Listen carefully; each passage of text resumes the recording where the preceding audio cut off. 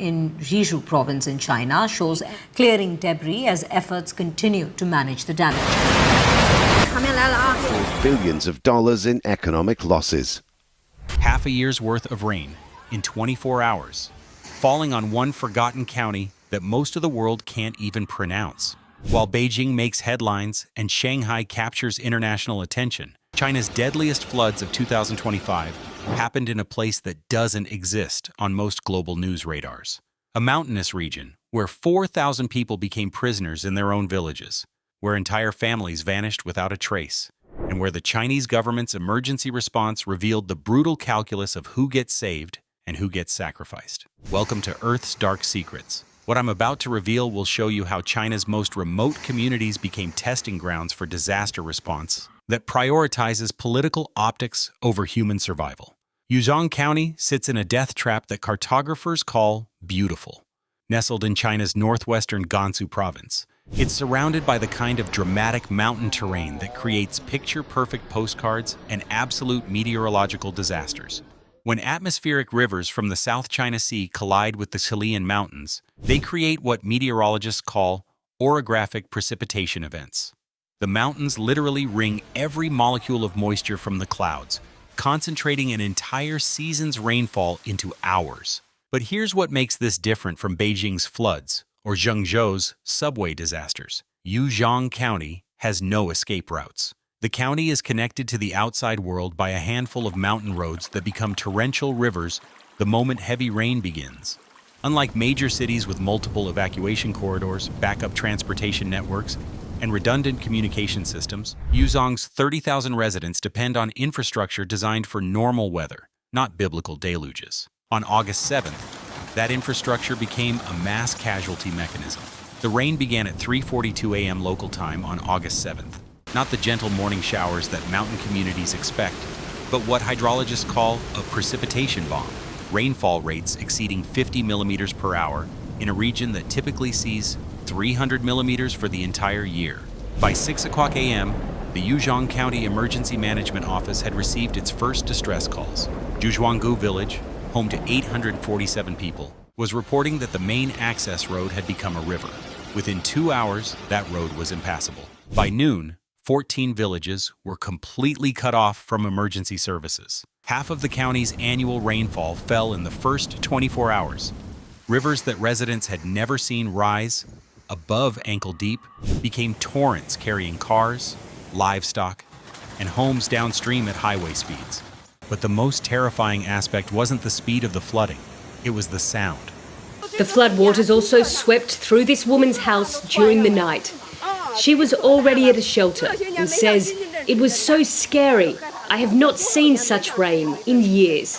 Survivors describe a noise like continuous thunder as millions of tons of water and debris carved new channels through valleys that had been stable for centuries. Mountain slopes that had never experienced erosion became instant landslides, creating natural dams that turned streams into temporary lakes before catastrophically bursting downstream. 15 people have died and 28 are missing in the Chinese province of Gansu due to the floods. Emergency services reported that heavy rains forced more than 10,000 residents to evacuate the area in an emergency response to the natural disaster. 15 confirmed dead, 28 missing. Those numbers, updated as of August 13th, represent the official count, but they hide a darker mathematics of rural disaster response in China.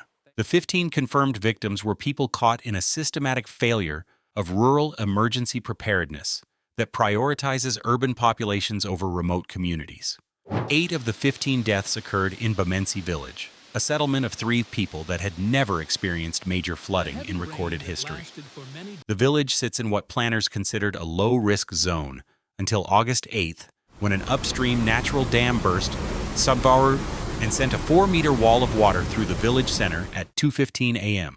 Residents had no warning systems, no evacuation procedures, and no way to call for help after the first hour of flooding destroyed the village's only cell tower. The 28 missing persons represent an even grimmer reality. In mountainous flood zones, missing rarely means stranded and waiting for rescue. It means swept away by forces that leave no recoverable remains. While death tolls grab headlines, the story of survival in Yuzhong County reveals how quickly modern civilization collapses when water decides to rewrite geography. More than 4,000 people became stranded in villages across the county, not because they chose to stay, but because leaving became physically impossible within hours of the rain's beginning. The county's road network, a handful of two-lane highways threading through mountain passes, wasn't just damaged by the floods, it was obliterated. Bridges designed to span gentle mountain streams suddenly faced torrents carrying trees, boulders, and the debris of upstream communities. But being stranded in Yuzhong County was about becoming invisible to a rescue system designed around urban density, not rural isolation. China's emergency response protocols assume that disaster victims can be reached within 24 hours by ground-based rescue teams. In Yuzhong County, some villages remained inaccessible for 72 hours after the initial flooding. The 4,000 stranded residents survived not because of government assistance, but despite its absence. They shared dwindling food supplies, treated injuries with improvised first aid, and waited for help that arrived only after roads could be cleared by heavy machinery. On August 8th, President Xi Jinping issued orders for all-out rescue efforts to save the missing people. At least 10 people have been killed and 33 others are missing after flash floods in Yuzhong County in China's northwestern Gansu province. The directive was broadcast on China Central Television within hours of the casualty reports reaching Beijing. But Xi's public concern revealed the political calculations behind disaster response in rural China. The president's statement emphasized minimizing casualties and swiftly restoring communications and transportation. Language that sounds compassionate until you understand what it actually means in practice. Minimizing casualties doesn't mean preventing deaths. It means controlling the narrative around deaths that have already occurred. Chinese disaster response prioritizes media management over human rescue in the crucial first 48 hours when survival rates plummet by the hour. Swiftly restoring communications and transportation means reconnecting rural areas to central authority, not necessarily to medical care or emergency supplies. Xi's orders came with no timeline, no resource commitment, and no accountability mechanism.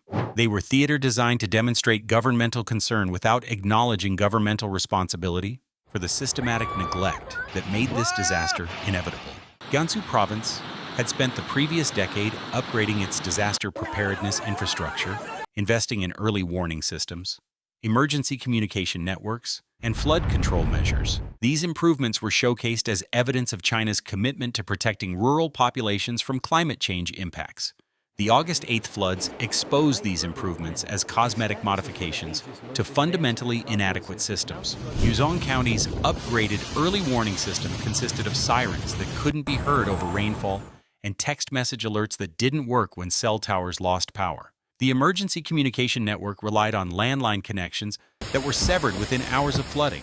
Most critically, the flood control measures were designed based on historical rainfall data from 1950-2000. Not climate change projections that accurately predicted exactly the kind of extreme precipitation events that destroyed the county. The rescue operations that began on August 9th showed us just how rural disaster response in China functions as political performance, rather than human emergency response.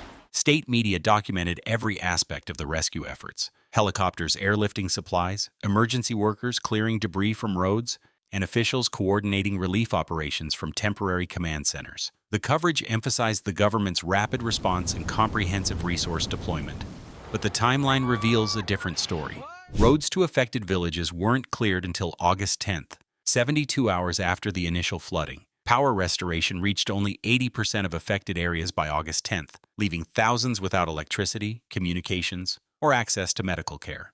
The most telling detail: emergency responders were photographed removing mud from roads in Bemensi village on August 9th, but residents report that the first government officials didn't arrive until August 10th, after the photographers had already documented the rapid response.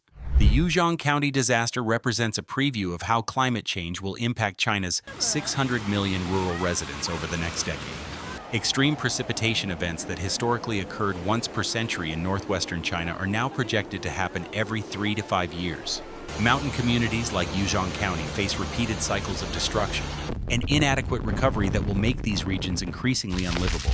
But China's climate adaptation strategies focus on protecting megacities and industrial centers, not remote counties with minimal economic output. rural communities are expected to adapt in place with limited government support and infrastructure that becomes obsolete within years of installation. The pattern is pretty clear here. As climate change intensifies, China's rural populations will face increasingly deadly disasters, while urban areas receive the majority of protective investments and emergency response resources. Gansu province alone has 87 counties with similar geographic vulnerabilities. Mountain communities connected to the outside world by fragile transportation networks and dependent on infrastructure designed for historical weather patterns, not climate change realities. Each of these counties has populations between 20,000 to 50,000 people who could become stranded within hours if extreme weather events match or exceed the August 7th precipitation rates. China's disaster preparedness assessments have identified these vulnerabilities. But resource allocation continues to prioritize urban protection over rural survival.